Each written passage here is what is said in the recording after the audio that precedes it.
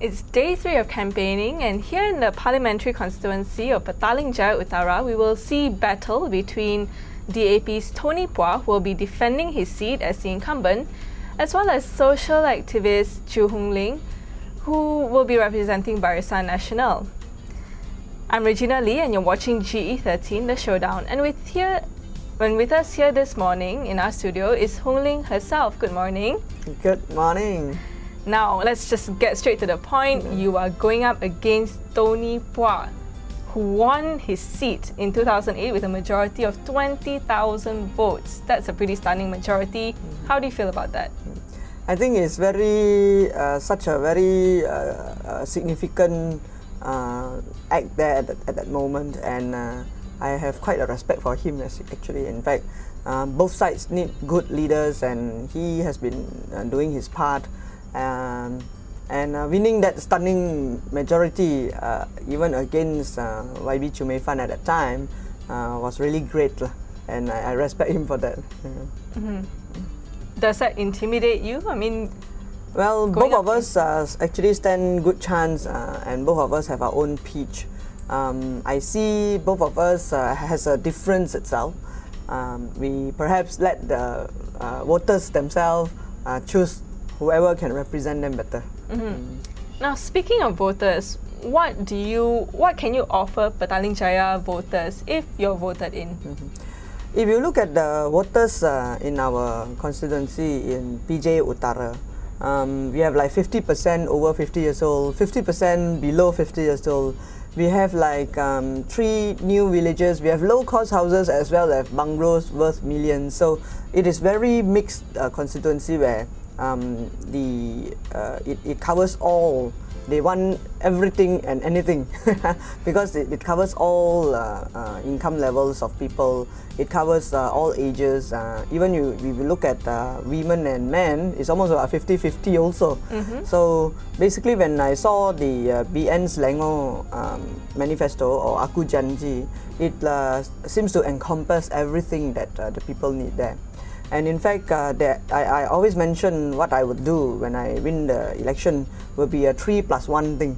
The first one will be the health and hygiene. We are under the governance of this local council called Majlis Bandar Raya Petaling Jaya, and yet it is with the city status. We can still see filthy rubbish every day in the morning, and it is not supposed to be. After so many years of independence, and it is getting worse lah. So we look at the hygiene and the health part of that. I've also done free acupuncture service and free health checks there, and set up a small social enterprise which actually sustain these free services. So we don't need to depend on government grants or perhaps sponsors to actually sustain that operations. Now, the second one will be on crime and safety in this area. So the crime, I look at crime rate has increased, and I want people who actually goes out the street safely. I want them to go out the street safely, and of course safety in the area is also very important. We look at fire happening also. Almost like every month I look at the papers, which is not supposed to happen. So educational programs and should come in place to actually help in this safety level. Now the third one will be the urban poverty. A lot of people, you mean PJ Utara urban poverty? They are staying next to millionaires, but low-cost houses. It's very common to see 7 to 11 people stuffed into one small apartment, a low-cost apartment. And the recent one I've seen, 23 people staying in one apartment, which is a sad state, really a sad state. I feel they need more to be empowered. Say, for example, we can give social enterprise startups, create an enabling environment for social enterprise. We can allow them, we can upgrade their children education so that they won't be in the vicious cycle of poverty again. So this is the 3. These are all the 3. And 3+1, I always say young people need a platform to voice out. If they do not have enough platform or opportunities to voice out and to take affirmative action towards a better nation, I think they will use other means and sources to do that. It is quite evident in the recent years. So when I win the parliament, actually I want to have a youth steering committee for PJU, where they will determine their budget for parliament. Like you see, even our PM has been doing it, roundtable discussion to discuss budget for the country. That will be the same mini one in PJU. Okay, now hold that thought. We're going to go for a short break now, and when we come back, we're going to get to know our candidate, Hoong Ling, a little bit more.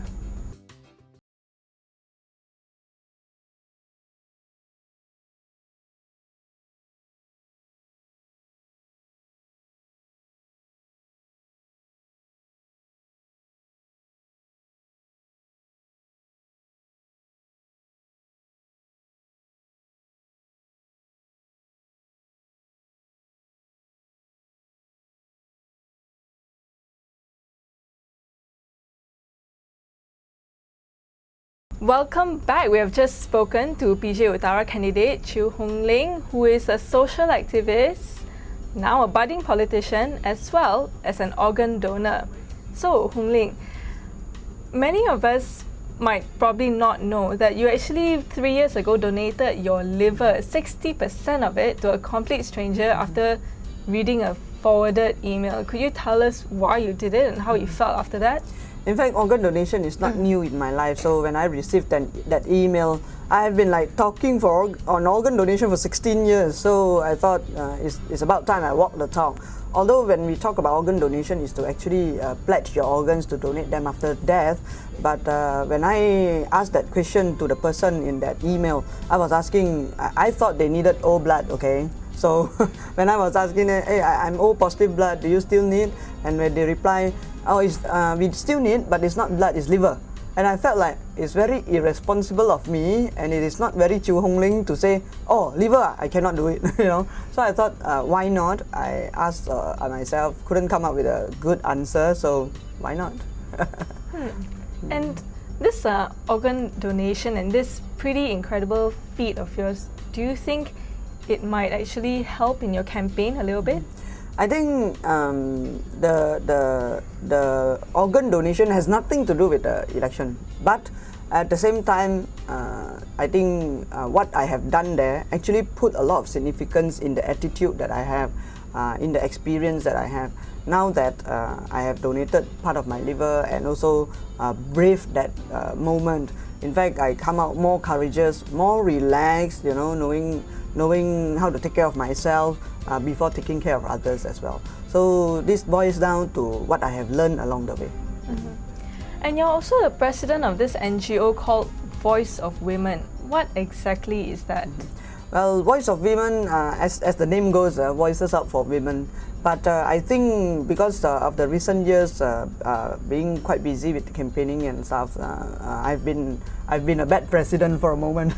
But I think a lot of time women should voice out, and it becomes a platform for people to work on things, women to come up with issues, and at the same time working on the solutions for the issues that we have been discussing about.